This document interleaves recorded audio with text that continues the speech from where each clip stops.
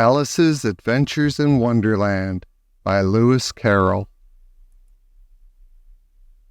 Chapter 3.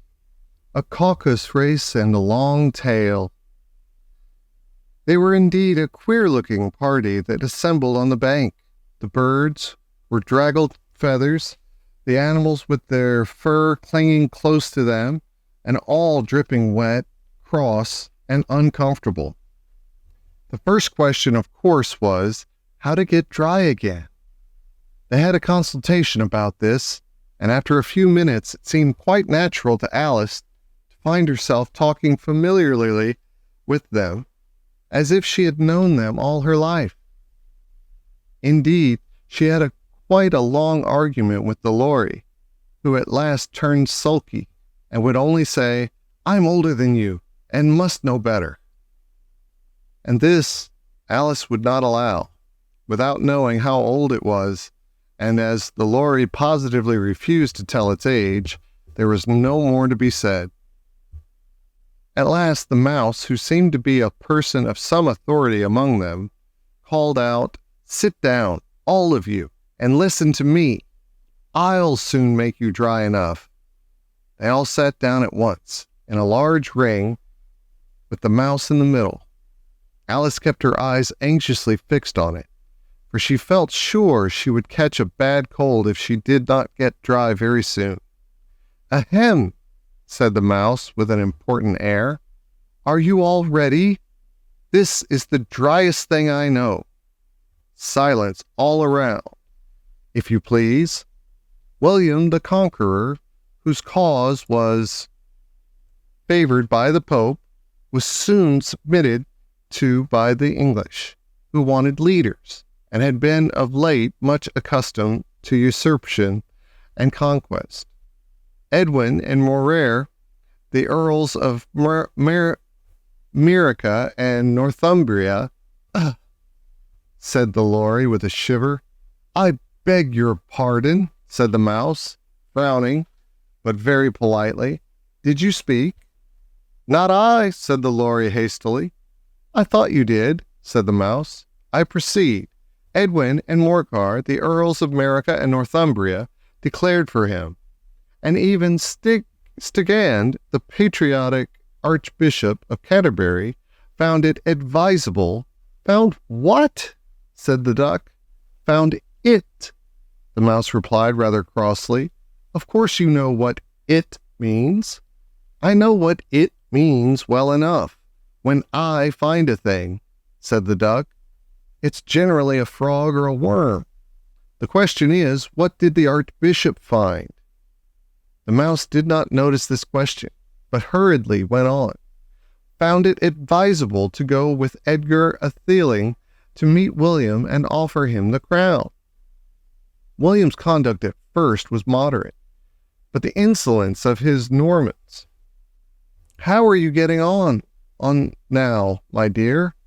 it continued, turning to Alice as it spoke. "As wet as ever," said Alice in a melancholy tone. "It doesn't seem to dry me at all." "In that case," said the dodo solemnly, rising to its feet, "I move that the meeting adjourn for the immediate adoption of more energetic remedies." "Speak English," said the eaglet.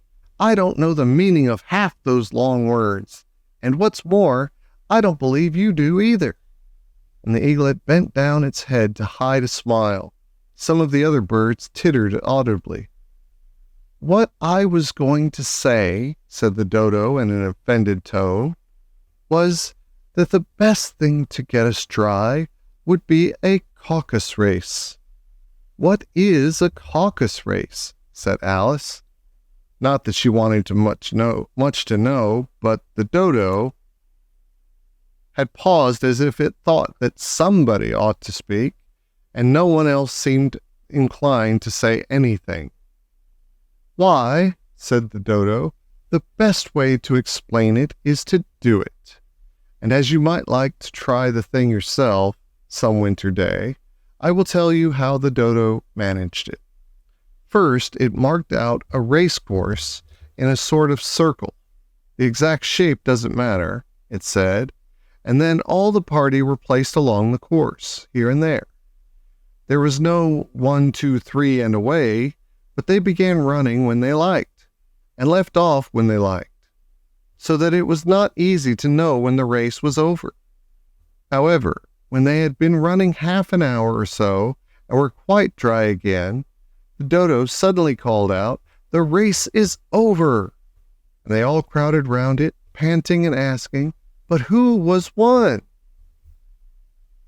The question the dodo could not answer without a great deal of thought, and it sat for a long time with one finger pressed upon its forehead, the position in which you usually see Shakespeare in the pictures of him, while the rest waited in silence. At last the dodo said, "Everybody has won, and all must have prizes." "But who is to give the prizes?" quite a chorus of voices asked. "Why, she, of course," said the dodo, pointing to Alice with one finger. And the whole party at once crowded round her, calling out in a confused way, "Prizes! Prizes!" Alice had no idea what to do, and in despair she put her hand in her pocket and pulled out a box of comfits. Luckily the salt water had not caught into it, and handed them round as prizes. There was exactly one apiece all around. "But she must have a prize herself, you know," said the mouse. "Of course," the dodo replied very gravely. "What else have you got in your pocket?" he went on, turning to Alice. "Only a thimble," said Alice sadly. "Hand it over here," said the dodo. Then they all crowded round her once more, while the dodo solemnly presented the thimble, saying, "We beg your acceptance of this elegant thimble." And when it had finished this short speech, they all cheered. Alice thought the whole thing was very absurd. They all looked so grave that she did not dare to laugh, and as she could not think of anything to say, she simply bowed and took the thimble, looking as solemn as she could. The next thing was to eat the comfits.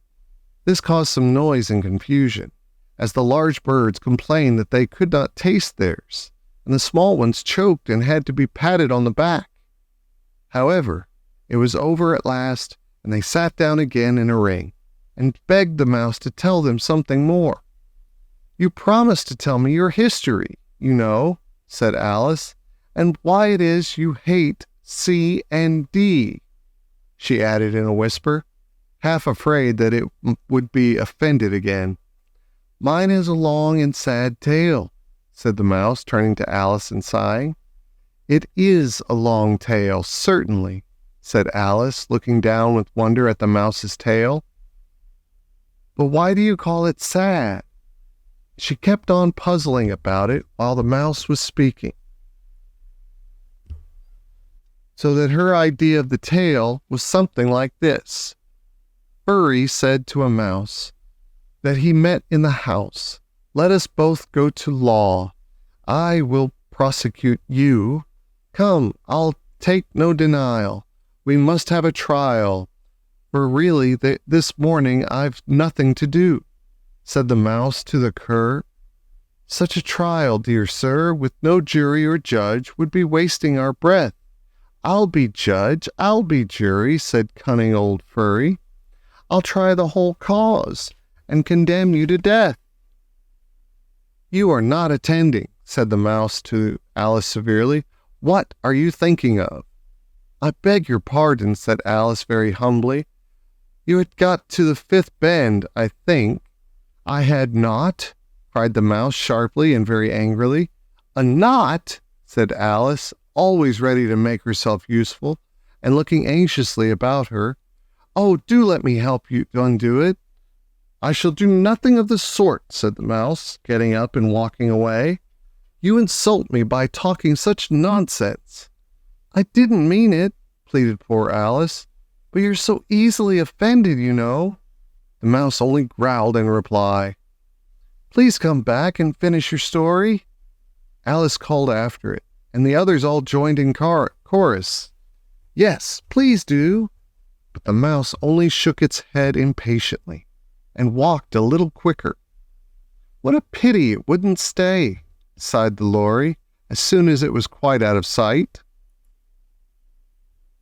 And an old crab took the opportunity of saying to her daughter, "Ah, my dear, let this be a lesson to you never to lose your temper."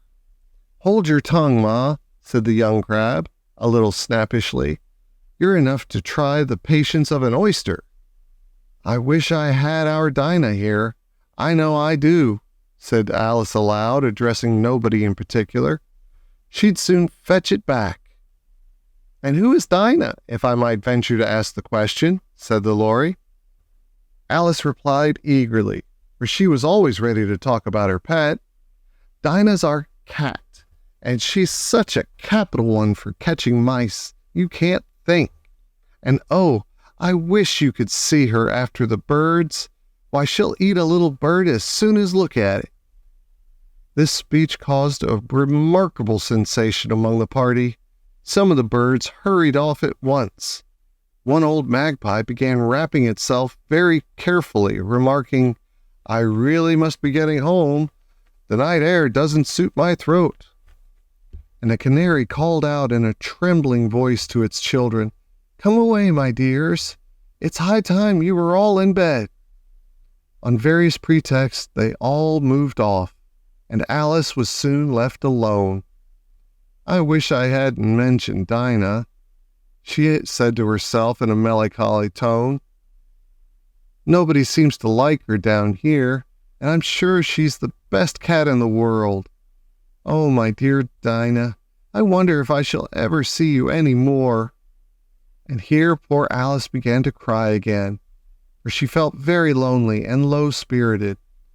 In a little while, however, she again heard a little pattering of footsteps in the distance, and she looked up eagerly, half hoping that the mouse had changed his mind, and was coming back to finish his story.